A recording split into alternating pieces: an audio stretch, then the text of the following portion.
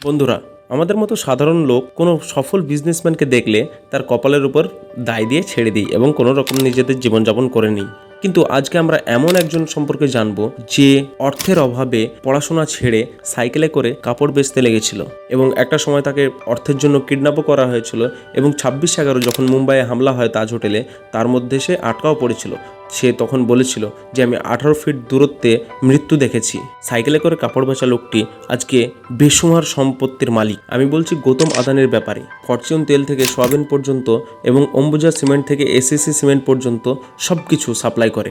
সম্পত্তির দিক দিয়ে এই ব্যক্তি বিল গেটস আর ওয়ারেন বাফেটকে পিছনে ছেড়ে দিয়েছিল। তো বন্ধুরা, চলো আমরা দেখি গৌতম আদানি এই তার বিশাল সম্পত্তির সাম্রাজ্য কিভাবে তৈরি করলো। সাল ছিল 1962। গুজরাটের একটি ছোট্ট গ্রাম বানাসকাঁঠাতে তার জন্ম হয়। পরিবারে তারা মা বাবা সহ 7 ভাই বোন ছিল। তার বাবা তার পরিবার চালানোর জন্য একটি ছোট্ট কাপড়ের দোকান দিত, যেটি ঠিকঠাক চলতও না। গৌতম আদানি স্কুল থেকে পড়াশোনা ছেড়ে সে সাইকেলে করে পাড়ায় পাড়ায় কাপড় বেচে বেড়াতো, কিন্তু তার মনে অন্য কিছুই চলছিল। গৌতম আদানি মনে একটি আশা নিয়ে অল্প কিছু টাকা গুছিয়ে মুম্বাই চলে যায় এবং সে নিজেও জানতো না যে মুম্বাই গিয়ে কি করবে। আদানি মহিন্দ্রা ব্রাদার্স ডায়মন্ড কোম্পানিতে কাজ শুরু করে এবং 3 বছর কাজ করার পর 1981 সালে নিজের ব্যবসা শুরু করার সিদ্ধান্ত নেয় এবং তার প্রথম ট্রেডিংয়ে লাভ হয় 10,000 টাকা। তার ভাগ্য চমকায় 1981 সালে যখন তার বড় ভাই ফোন করে তাকে গুজরাটে ডেকে নেয়। ব্যাপারটি হলো, ওর বড় ভাই মহাসুখ আদানি একটা ছোট প্লাস্টিকের কারখানা কিনেছিল, যেখানে প্লাস্টিক বানানোর জন্য কাঁচামালের অভাব ছিল। গৌতম আদানি তার বড় ভাই মহাসুখ আদানি আরও যেসব ছোট ছোট ফ্যাক্টরিগুলি ছিল তাদেরকে কাঁচামাল সাপ্লাই করে। বন্ধুরা, ব্যবসা হলো একটি গাছ, আর যদি মেহনত করে তুমি গাছটিকে বড় করতে পারো তাহলে ফলের সঙ্গে সঙ্গে বীজও দেবে আর নতুন গাছও উঠবে। এরপর আদানি গুজরাটের কান্দালা পোর্টে প্লাস্টিকের আয়াত শুরু করে দেয়। এরপর 1988 সালে আদানি এন্টারপ্রাইজ অস্তিত্বে আসে। আদানি আস্তে আস্তে কাপড় আর লোহার ট্রেডিংও শুরু করে দেয়। সময়ের সাথে সাথে কোম্পানির মান এবং টাকা পয়সা দুটোই বাড়ছিল। 1994 সালে শেয়ার মার্কেটে এই নাম আর ওয়েলথ বাড়ার জন্য অ্যাড করে দেওয়া হয়। 1995 সালে আদানি গুজরাটের মুন্দ্রা পোর্টও চালানোর টেন্ডারটি পেয়ে যায়। এরপর শুরু হয় 1998 সালে Adani ports and logistic company. এর থেকে 3 বছর পর আদানির জীবনে এমন একটি ঘটনা ঘটে যেটা সে স্বপ্নেও ভাবেনি। হয়েছিল কি, তার একজন ক্লোজ ফ্রেন্ডের সঙ্গে একটি নাইট ক্লাবে গিয়েছিল। সেখানে দুজন ব্যক্তি স্কুটি নিয়ে এসে তাদের দুজনকে বন্দি করে নেয় এবং রিপোর্টের অনুযায়ী 11 কোটি টাকা ডিমান্ড করে তাদেরকে ছাড়ানোর জন্য।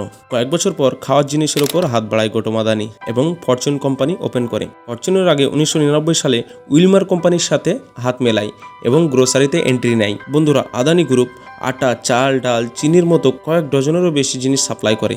এসবের মধ্যে 2005 সালে ফুড কর্পোরেশন অফ ইন্ডিয়া এই সংস্থার সঙ্গে দেশের বিভিন্ন জায়গায় সাইলেজ তৈরি করে।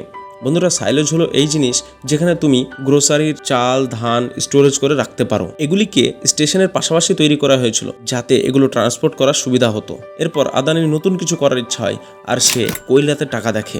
ডোমেস্টিক ইলেকট্রিসিটি জেনারেশনের কাজ শুরু করে আর বিভিন্ন রাজ্যে এই কারেন্ট বিক্রি করতে থাকে। কিন্তু এই কারেন্ট তৈরির জন্য প্রচুর কয়লার প্রয়োজন ছিল। এই প্রয়োজন মেটানোর জন্য প্রথমে ইন্দোনেশিয়ায় এবং পরে অস্ট্রেলিয়াতে 2টি কয়লার খাদান কেনে। এইভাবে আদানির সাম্রাজ্য গোটা পৃথিবীতে ছড়িয়ে পড়ে। বন্ধুরা, 2014 সাল হতে হতে আদানির মার্কেট ভ্যালু ছিল $10 আরব। সময়ের সাথে তাল মিলিয়ে গ্যাসের ব্যবসাও শুরু করে এবং 2017 সালে সোলার প্যানেলও বসায়। এরপর আদানি এয়ারপোর্টে নজর দেয়। 2019 সালে আহমেদাবাদ, জয়পুর, লখনৌ, গুয়াহাটি, মাঙ্গালুরু আর থিরুভানন্তপুরম এয়ারপোর্ট এর ম্যানেজমেন্টের দায়িত্ব নেয়, যেটা পরবর্তী 50 বছর পর্যন্ত এর দেখাশোনা করবে আদানি কোম্পানি। বন্ধুরা, দিল্লি এয়ারপোর্টের পর মুম্বাই এয়ারপোর্ট ভারতবর্ষের সবচেয়ে বড় এয়ারপোর্ট। এখানেও আদানি 74% শেয়ার হোল্ড করে। সবথেকে বড় ঘটনা হলো 2022 সালে গৌতম আদানি এশিয়ার ধনী ব্যক্তিরূপে নিজেকে উপস্থাপন করে এবং পৃথিবীর দ্বিতীয় ধনী ব্যক্তি হিসেবে সে নিজেকে প্রতিস্থাপন করে। এই সময় পৃথিবীর 1 নম্বর ব্যক্তি ছিল ইলন মাস্ক। এর সাথে সাথে গৌতম আদানি সমাজসেবামূলক কাজও করে। সে এবং তার বিবি একটি এনজিও চালায়। গৌতম আদানি তার 60তম জন্মদিনে 60,000 কোটি টাকা ডোনেট করার সিদ্ধান্ত নেয়।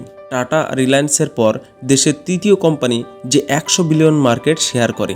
আদানির কারবারগুলি হলো mines, ports, power plants, airports, data center আর ডিফেন্স সেক্টর পর্যন্ত তার ব্যবসা ছড়িয়ে আছে। বন্ধুরা, কে ভেবেছিল কাজের জন্য মুম্বাই পালিয়ে যাওয়া ব্যক্তিটি একজন বিশাল ব্যবসায়ী রূপে প্রকাশ পাবে? গৌতম আদানির এই আর্থিক সাম্রাজ্য তার বাবার কাছ থেকে পায়নি।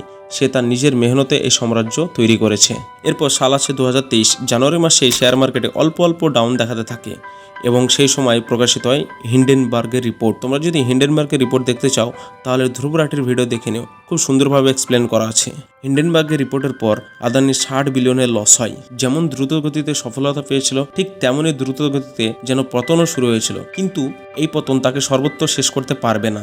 ঠিক একটা না একটা সময় তার বিজনেস মাইন্ডসেট মাথা চাড়া দিয়ে আবারও উঠবে। বন্ধুরা, গৌতম আদানি তার জীবনকে একটি মহামাত্রায় নিয়ে গেছে এবং একজন বিখ্যাত বিজনেসম্যান হিসাবে নিজেকে তুলে ধরেছে। তো গৌতম আদানি সম্পর্কে তোমাদের কি রায়? কমেন্ট করে অবশ্যই বলবে।